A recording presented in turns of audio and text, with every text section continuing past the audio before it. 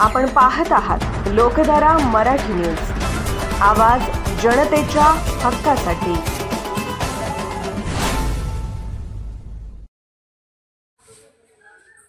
मिरज शासकीय रुग्णालयातील 3 दिवसाच्या पुरुष जातीचा बालक चोरीला।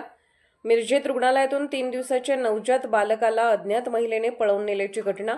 मिरज शासकीय वैद्यकीय महाविद्यालय व रुग्णालय येथील घटना। मिरज सिव्हिल प्रशासनाच्या हलगर्जीपणामुळे व सुरक्षा रक्षकांच्या डोळ्यासमोरून नवजात बाळ नेण्यात आले, मात्र सुरक्षा रक्षक हे नावालाच रक्षण करीत असल्याचे दिसत आहे।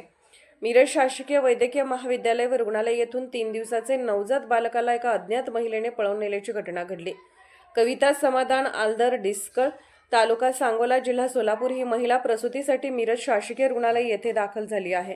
तिची सुखरूप प्रसूती झाल्यानंतर तिला मुलगा झाला। आज प्रसूती विभागात 11 वाजता एक अज्ञात महिलेने येऊन 16 नंबर येथे औषध देऊन बाळाला आणते असे सांगून बाळाला घेऊन पसार झाली आहे।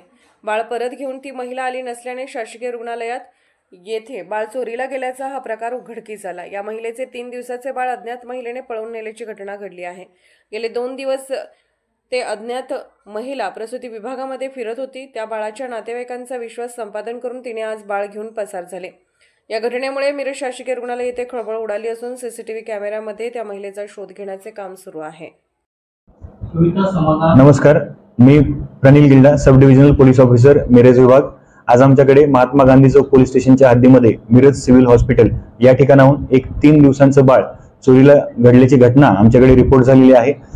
आलेल्या रिपोर्टच्या अनुषंगाने आम्ही सदर संशयित महिला चा शोध घेत आहोत।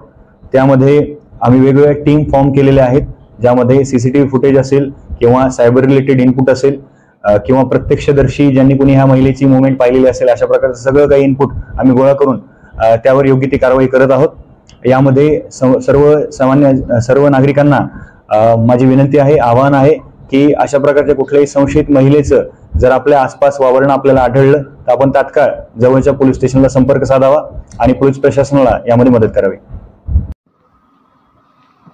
लोकधारा मराठी न्यूजला लाईक करा, शेअर करा आणि सबस्क्राईब करा।